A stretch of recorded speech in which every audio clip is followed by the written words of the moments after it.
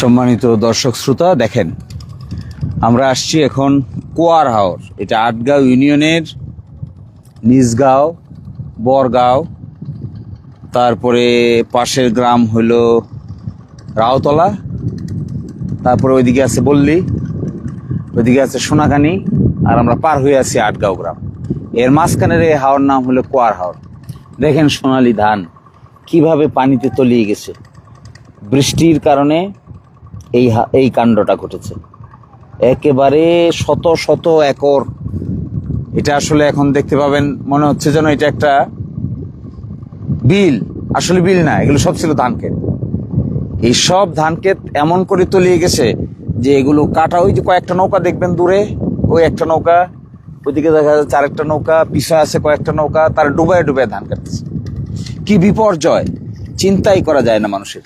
দেখেন ধানের এই ছড়াগুলো আস্তে করে নিচে চলে গেছে, পানির নিচে। চোখের সামনে সোনালী ধান এভাবে চলে গেল, সবাই দেখে কিন্তু কেউ কোনো ম্যানেজ করতে পারে না। এটার পিছনে একমাত্র কারণ হলো এই ধান চলে গেছে কারণ পানির জলাবদ্ধতা। এখানে কিন্তু নদীর কোনো পানি আসে নাই, এখানে বন্যারও কোনো পানি আসে নাই। এগুলো হলো শুধুমাত্র বৃষ্টির পানি। পানিটা কেমন ঠান্ডা, এই বৃষ্টির পানি জমে জমে, কারণ বৃষ্টির পানি অতিবৃষ্টি হয়েছে কিন্তু পানি যাওয়ার জায়গা নেই। এই হালতে আছে এই দিরাই সাল্লার মানুষ।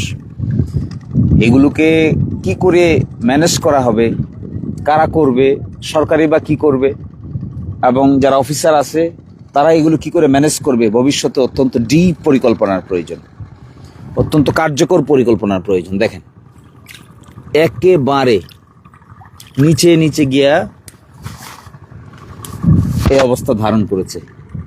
নিচে চিন্তাই করা যায় না কত কষ্টের ধন, সোনালী ফসল এভাবে চোখের সামনে ডুবে যাচ্ছে। কিছুই করার নাই, কিছুই দেখার নাই। এগুলো একদিন এই সমস্ত কৃষিকে যদি বাঁচিয়ে রাখা না যায় তাহলে এই দেশ বাঁচবে না, আমাদের এই ভাটি অঞ্চল বাঁচবে না। আমাদের এই ভাটি অঞ্চল বাঁচানোর জন্য দরকার আমাদের কৃষি, আর এই কৃষিকে বাঁচানোর জন্য দরকার হবে সেচ প্রকল্প, উন্নত সেচ প্রকল্প।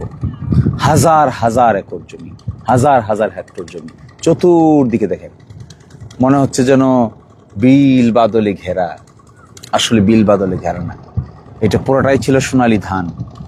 এই সোনালী ধান এখন পানির নিচে, কেউ কোনো উদ্যোগ নিতে পারছে না, কোনোভাবেই এগুলোকে ম্যানেজ করা যাচ্ছে না। তো আমরা এক্সপেক্ট করব, আশা করব ভবিষ্যতের জন্য এগুলো সতর্কবাণী। বর্তমান তো আর কিছু করার সুযোগ নাই, কিন্তু ভবিষ্যতের জন্য সতর্কবাণী।